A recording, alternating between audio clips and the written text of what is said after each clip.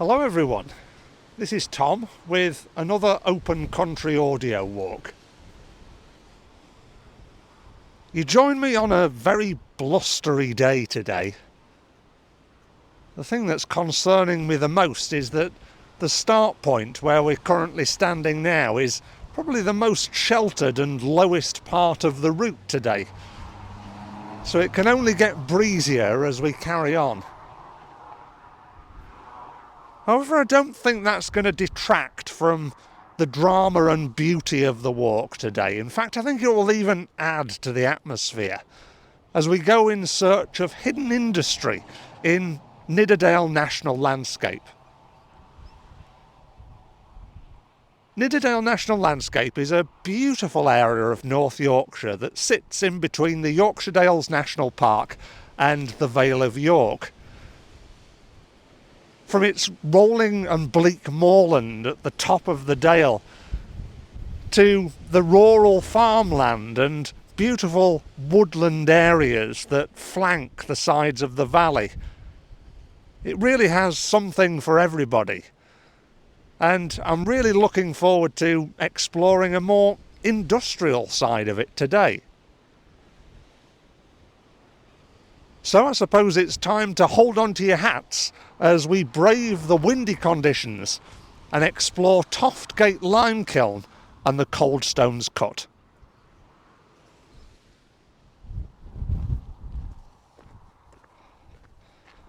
Our walk today is taking us over Greenhow Hill or Greenhow Moor, and I'm beginning to realise why it's so windy today, as this area is really exposed. It's one of the highest points in the area, so if there is any wind to be had, it's going to be whistling through at a rate of knots, as I'm already starting to discover. But because of its location, we should get some absolutely spectacular views today across the valley below and the surrounding moorland. But before we venture even further uphill, we're just going to pay a little visit to Toft Gate Lime Kiln.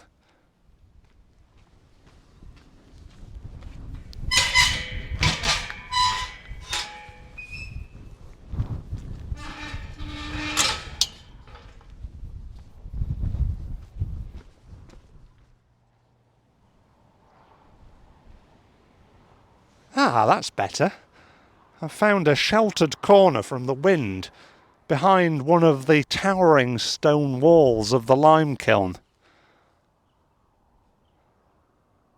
Although it's abandoned and in ruin today, there's still quite a substantial structure here, as we'll discover as we wander round.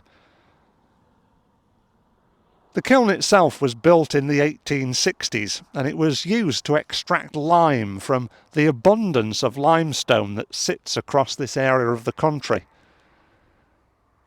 They used to use it to burn the limestone to extract the precious lime that sits within it, which was used for two reasons.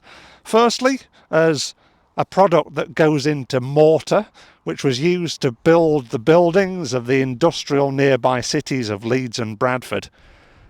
And also by the rural community, because lime is extremely fertile, so they used to spread it on their land to aid the growth of the abundance of farmland that sits around us.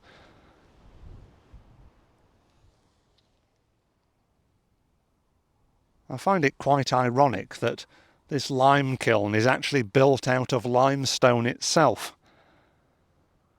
As I said, it sits on a huge plain of limestone that covers the whole of the Yorkshire Dales. So I suppose it was the most obvious thing to build it with. The thing that I find fascinating about limestone is it's a sedimentary rock, which means that it was built up over billions of years, actually at the bottom of the sea. So as I look closely at the stones that are making up this wall behind me, I can see little fossils of sea creatures that have been frozen for all time and solidified in the rock. It really is utterly mind-blowing.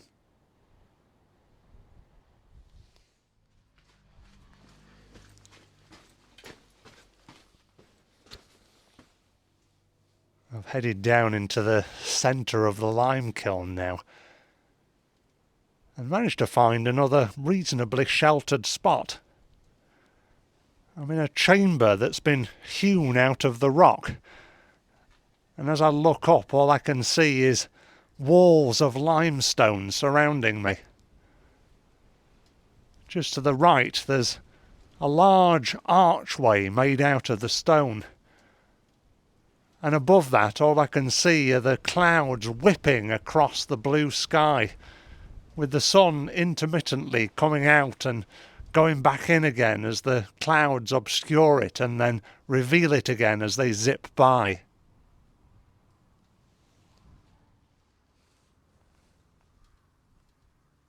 You can tell how many years this kiln has been here, because underneath the stone archway there are stalactites hanging down, which is where drips of water have come off the eroding sedimentary stone and have reformed again in little droplets made out of rock. You often see things like that in caves, and where I'm standing now is very reminiscent of a cave, even though I can see the sky above me. It's also interesting to see how nature is reclaiming this site since its abandonment. There's lots of grass growing in amongst the stones, and dandelions providing little pockmarks of yellow as you look up through the limestone cavern.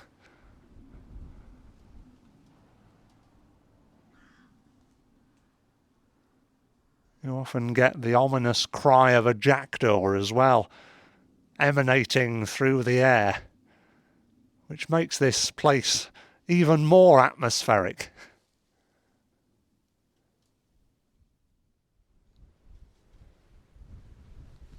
As much as I'm enjoying the shelter of my cave-like surroundings, I'm just going to venture back out into the breeze and a bit further up to the right, where it looks like there's the remains of a well-like structure. There it is, just below us now. It does go down quite far, but I don't think this was a well. I think this is where they used to place the limestone to be burnt, and then all of the fumes would head up the flue behind us, which has since been bricked up at this end, but we'll see it a little bit further along on our walk. I can only imagine what it would have been like to work in an environment like this. Hot, filthy, and really quite uncomfortable, I imagine.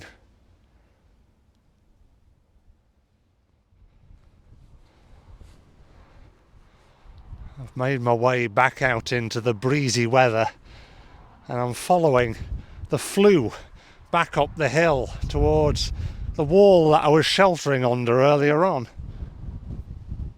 It's like a tunnel structure that is built with the stone walls at either side and massive limestone plinths coping the top of it. There's a little bit here where the wall has disintegrated ever so slightly, and it's giving me a good opportunity to have a look in. At one end you can see the top of the chamber where I was a little while ago, and then the other way, if I just make my way over this big limestone chunk that has fallen from the ceiling, you can actually walk through this tunnel structure. It really is incredible. The amount of work that has gone into making this place. It just goes to show the longevity of it, that being built in the 1860s, it's still around today.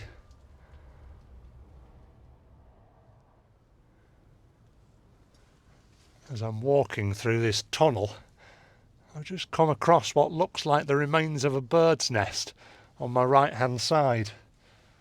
As we walk today, you may hear the sounds of curlew, oyster catchers and other moorland and wading bird specialists that will often make this place their home, because it's perfectly sheltered away from that breeze, and it's away from prying human eyes. Well, unless you're me recording an audio walk, but I don't come through here that often, as I'm sure the birds are very pleased about. I'm going to see how far I can make my way up this tunnel. I don't want any of these limestone plinths to come crashing down on my head, but at the same time, every little step I take is more and more intriguing to see what's a little bit further on.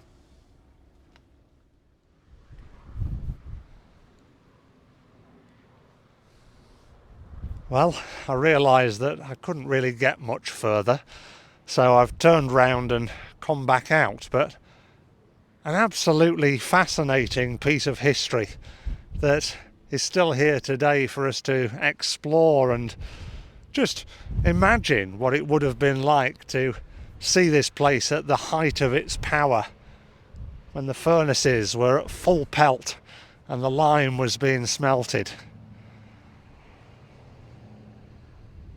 I imagine the smells would have been quite impressive, filling the nostrils. Today, those industrial smells have been well and truly replaced by the distinctive smell of sheep.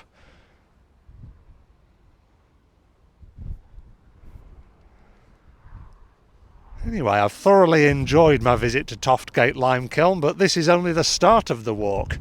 We're now going to head up the blustery hill towards the Coldstones Cut and Coldstones quarry.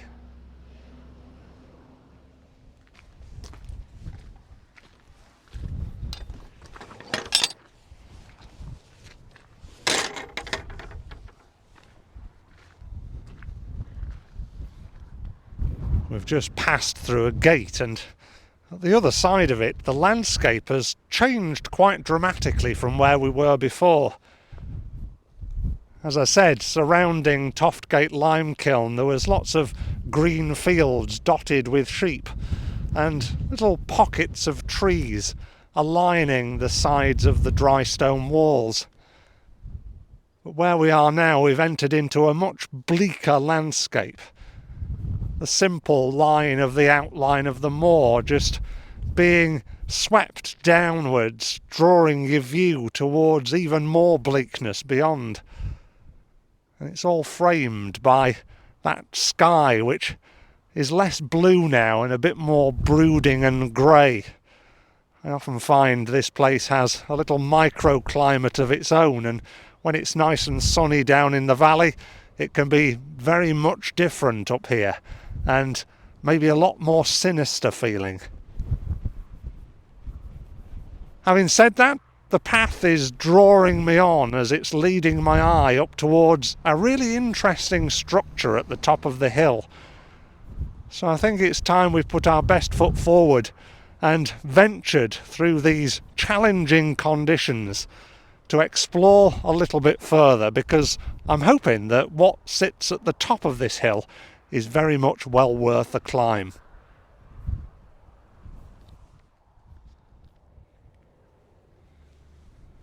The hill has kicked up quite steeply now, and as you may be able to tell, I'm searching for my breath. Although I'm not quite sure whether it's the climb that's taken my breath away, or the spectacular views that are starting to open out below me. We're not quite at the top yet, but I'm already thinking that this is going to be quite special.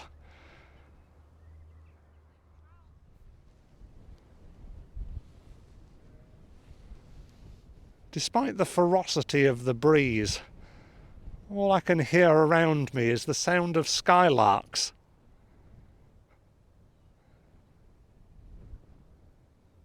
Skylarks are probably best described in the birding business as little brown jobs. They're quite unassuming birds, but they have a very distinctive tittering call that they belt out as they hover and flicker in the sky above us. You can be next to a busy road or even next to a pneumatic drill going off, but their call always seems to cut through.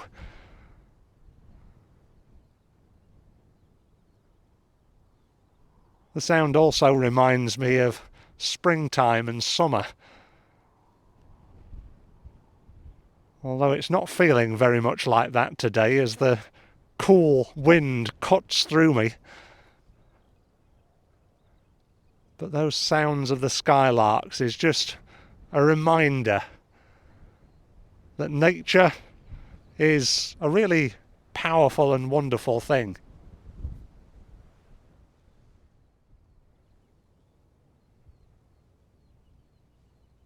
We're nearly at the top of the hill. Maybe not quite as high as those skylarks are getting, but it still feels pretty high. On my left is a huge sculpture of a bicycle. To give you an idea of how big it is, the tyres are actually made from quarry truck tyres, which, if you've ever been anywhere near a quarry truck, you'll know that they're probably about 7 feet high. The reason that it's here is it's reminding us of when the Tour de France Grand Depart passed up Greenhow Hill from Pateley Bridge back in 2014.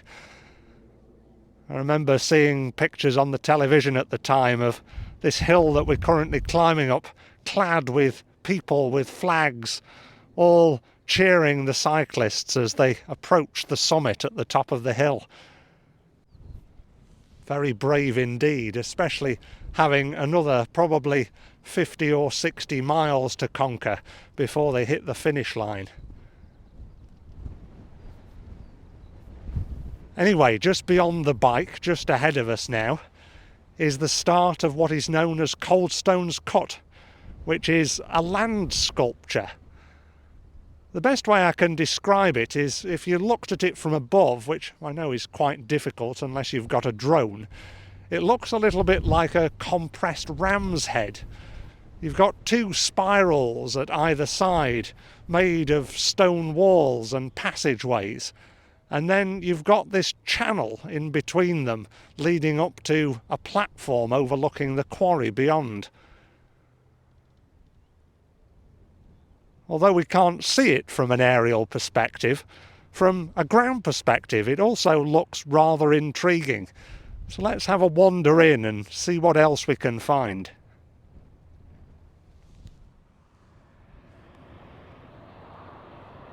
We've made our way up through the channel of the Coldstones Cut and popped out at a viewing area over Coldstones Quarry. From the other side of the hill, you just wouldn't realise that this vast excavation of earth even existed. I'm currently looking down into a bowl into the earth with layers of rock layered up on top of each other, with little roadways interconnecting them. And just coming up the hill in front of us here is one of those big quarry lorries from which the tyre of that bicycle was made. The wind is really whipping across now. We're really quite exposed at this side of the hill.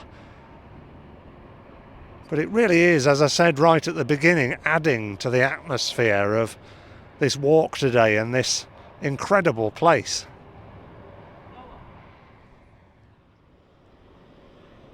There's a real contrast in the landscape from this vantage point, as well as having the big bowl of rock in front of us, which you can hardly see to the bottom of.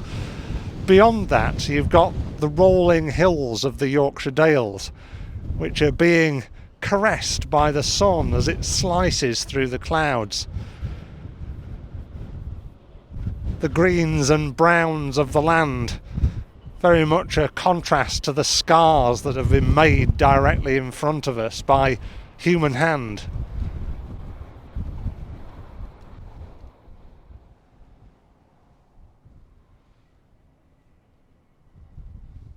The way that this location channels the wind is really quite amazing.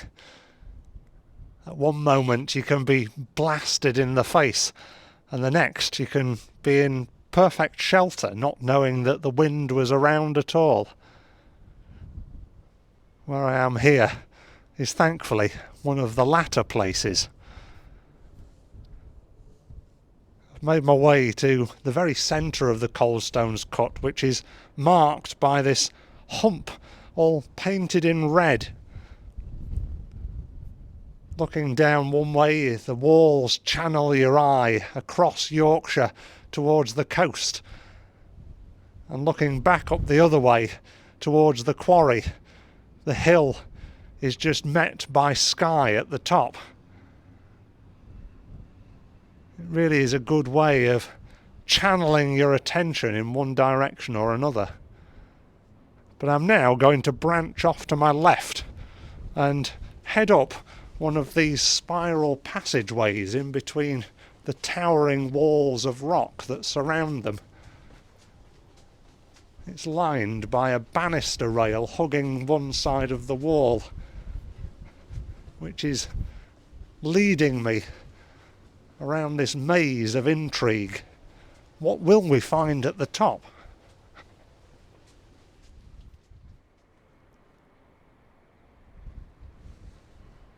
The wind is once again whistling around us, because we've made it to the highest point of the Coldstones Cut.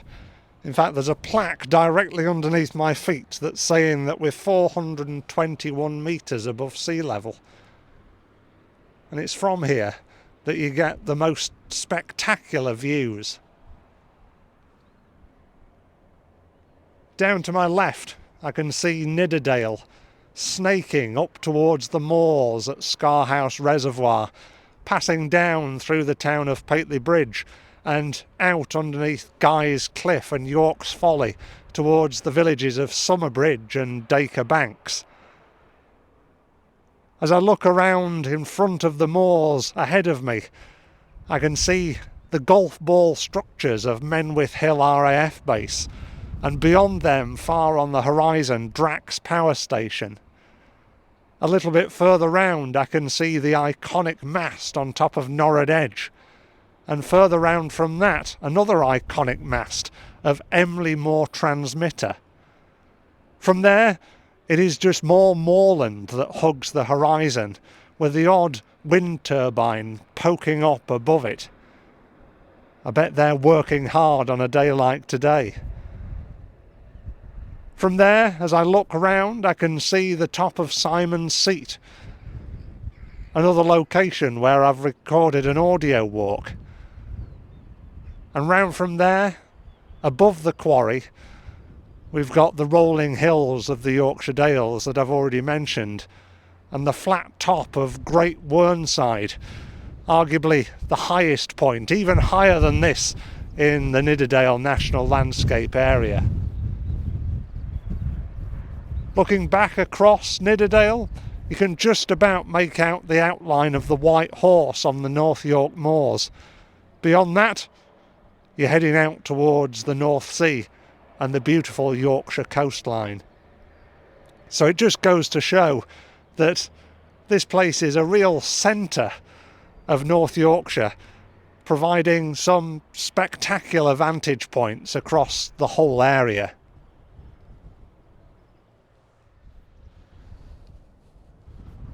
As another quarry lorry laden with stone drags its way up the hill behind me and dumps the stone into a hopper.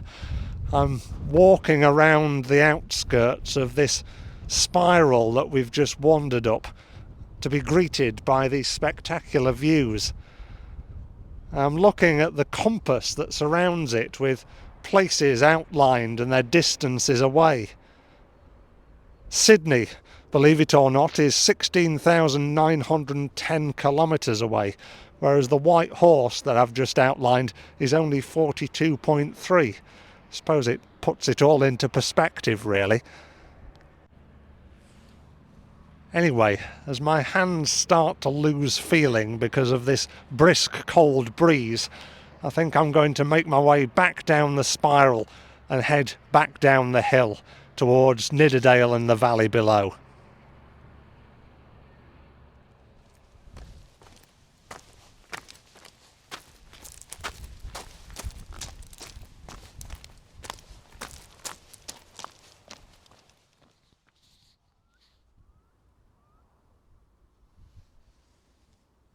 I've made it back down to the bottom of the hill. Once again, the sounds of the lapwing and curlew are filling the air as we enter back into the rural farmland away from the rugged and bleak moor. On our walk today, we've visited two different parts of the industrial history of this area. From Toft Gate Lime Kiln, built in the 1860s, to the quarry that is still being utilised to this day. It goes to show that human's hand will always continue to shape the landscape around us in different ways. But although the Coldstones Cut was only erected and opened in 2010, it feels like it's been part of this landscape from the time of the kiln to modern day times of the quarry. It has this unique way of connecting humanity to the land. As long as we live, we're going to take advantage of natural resources to make our lives easier, because that's just how humans work. But at the same time, it goes to show that we can admire and aim to look after what we've got, this natural beauty that surrounds us. And I think by coming here, it makes you realise that it is possible to combine the two, to live sustainably and also make use of what the land offers us.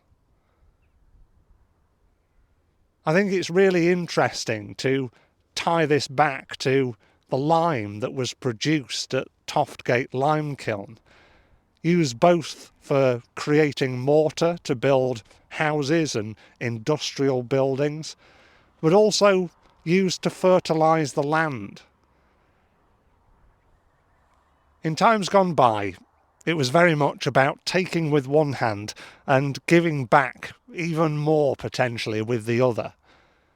Today it seems that we take almost too much. So maybe we should look to the past to balance things out a bit.